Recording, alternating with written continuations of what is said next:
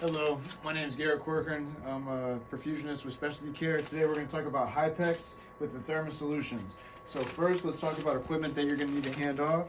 You just need one tubing holder, one lasso, and you're going to need a couple items that come in the pack.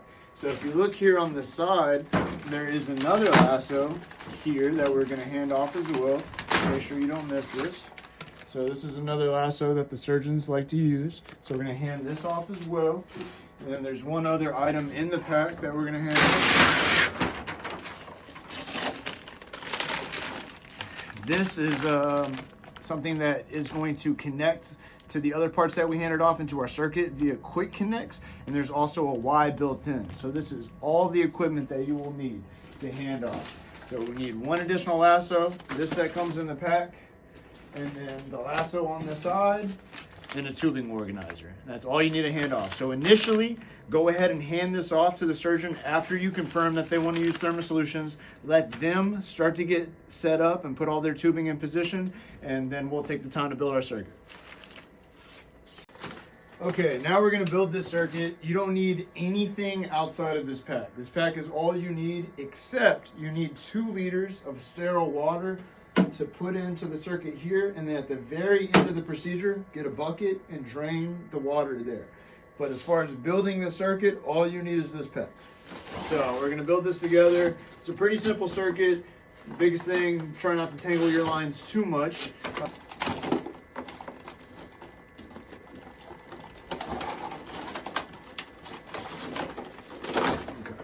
So let's start off by putting our reservoir in the holder. Sometimes surgeons will ask you to prime with 5 liters. This circuit will not hold more than 4, I believe. So start off by priming with that. If you see, this is going to be our venous line that bifurcates here. This is so you can drain out to a bucket at the very end. Go ahead and completely clamp off this line, okay? Make sure things are tight. I like to place this in here. Make sure it's nice and fitted and secure. And now here's our lines that can get tangled.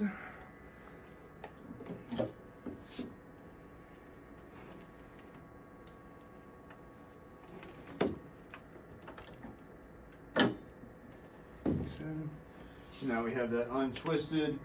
This has a propensity to hang on the ground, so what I recommend doing for now is just taking some of that slack out. Okay, so here we have our water connections to our lines. So this is a very simple connection to make. I'm going to go ahead and make this now. You can do it in different orders, but connect things as I see them. So we're going to connect there. And now we need to load this roller head, okay?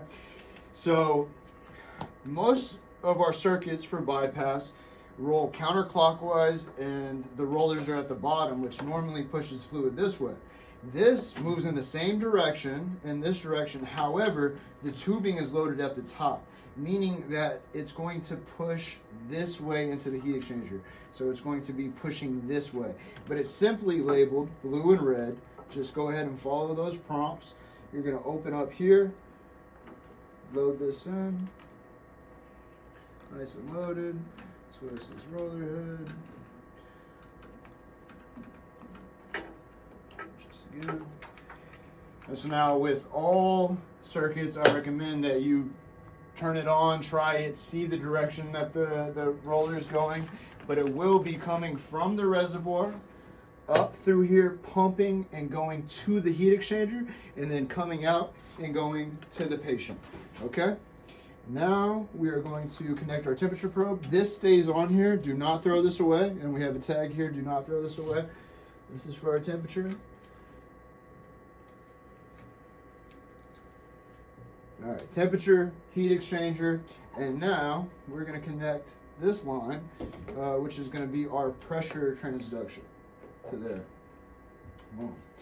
So now, please make sure that this is clamped, that our lines aren't too tangled, and that you have slack going to the table. Now, it's not perfect. I've tried to set up the circuit a lot of times. It's impossible to make it 100% clean, but as long as you have good access to the table, you'll be fine. The surgeons will be happy. You won't have any problems. And so now, okay.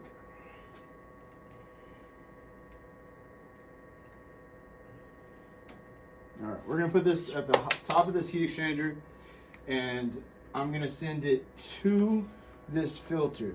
The reason for this is for these Hipec, sometimes we're perfusing the peritoneal space, sometimes tissue comes back to the circuit. If tissue comes back to the circuit and tissue starts to clog up this heat exchanger, you're gonna have problems, and if it fully gets lodged with tissue, you may not be able to flow. It's happened to people before.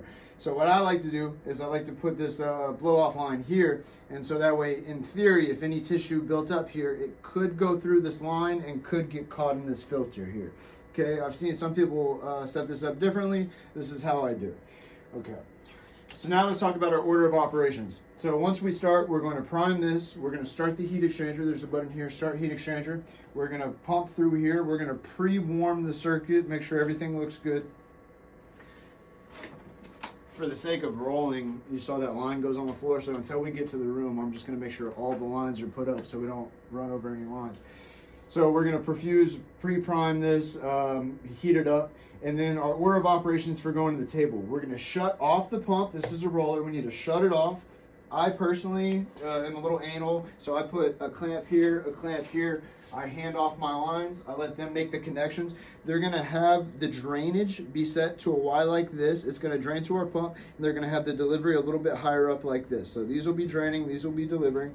And what we're going to do is initially we're going to pump at least 1 liter to the patient, fill up their abdominal space, and then after they say that they're feeling full, that they're feeling good, then we are going to take that clamp off the venous line, start to bring fluid back.